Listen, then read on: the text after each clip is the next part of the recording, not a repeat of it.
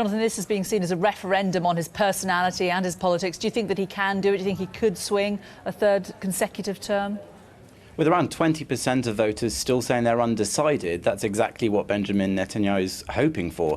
He believes that his strong reputation and history of looking after the country's security and prioritising those issues in election campaigning will convince his core voter base to vote for him in the end. But of course, some are saying that over the course of the election campaign, really he lost ground to the other parties who emphasised those social and economic issues which more and more Israelis are voting for, like other regular OECD countries. In a way, this election marks a bit of a shift. It's a confirmation of the shift we saw in the last Israeli elections, from voting on purely security and foreign policy issues to voting more on the domestic issues that affect people's day-to-day lives.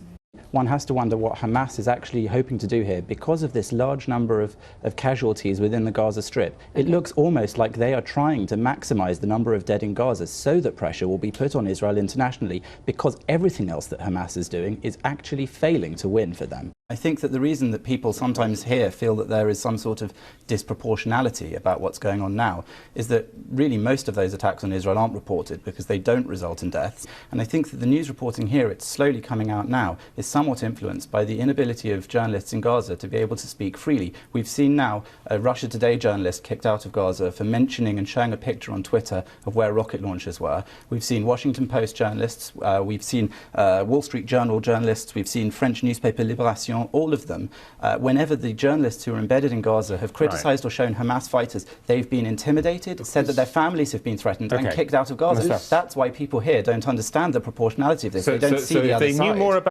David Cameron's promised the British electorate that they'll get an in or out vote whether we should stay in the European Union, but not before he reforms Britain's arrangement with Europe. So that's why he's so against this appointment, and he's been trying to convince Angela Merkel and other European leaders that a less federalist European president would be somebody better equipped to make the changes needed in the European Parliament, and that's what he wants. He says that Europe is too big, too bossy, and interferes too much in individual nations. He thinks that Europe should only be helping when there's a trade issue or things where it can help nations, but otherwise it should be nation first and not Europe. This house in northwest London is where the man believed to be Jihadi John is registered to have lived.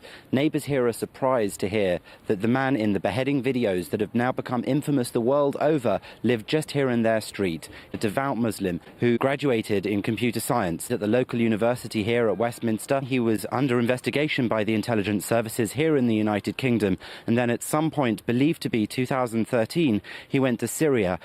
We know that there have been British-born jihadis who've gone to train in the Middle East, and we know that they're coming back here. This is something we hear about all the time in the news, and we know that those killers in Paris were actually meant to have been trained in the Middle East as well. So this is a very real problem.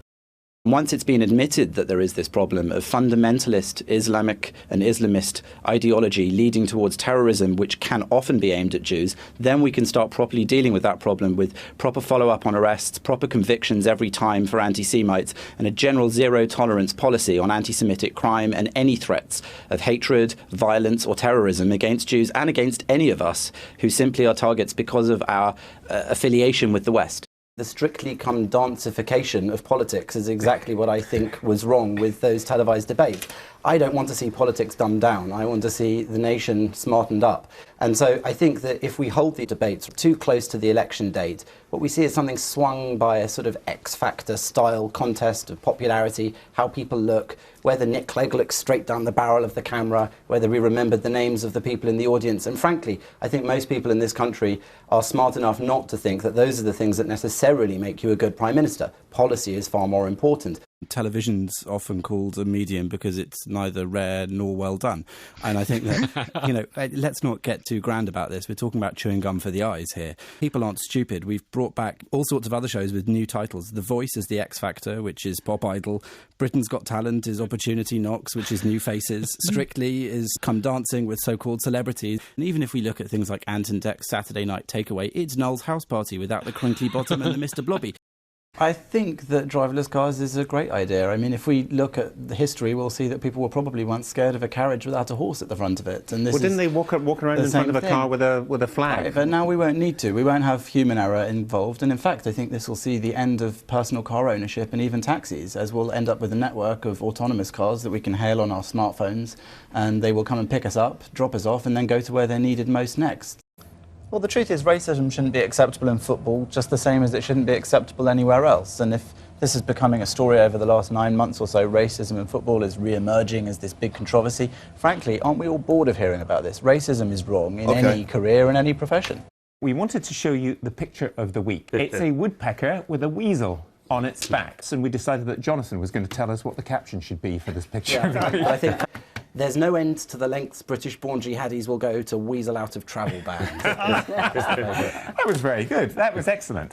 When we see things like the occurrence over Christmas of a Waterstones branch listing Mein Kampf as the perfect present for Christmas in one store, and when we see students like these at the LSE or like those at ALCA, Oxford University Conservative Association, also engaging in singing Nazi-themed songs, we can't just shrug our shoulders and say this is just a bit of fun and it's a bit of humour. And I appreciate that sometimes that might be the intention of the people who are singing the songs and making the videos, but they should know better. And if they don't know better, it's the job of our elected representatives and those at the heads of our universities to be making sure that people do understand the Holocaust better.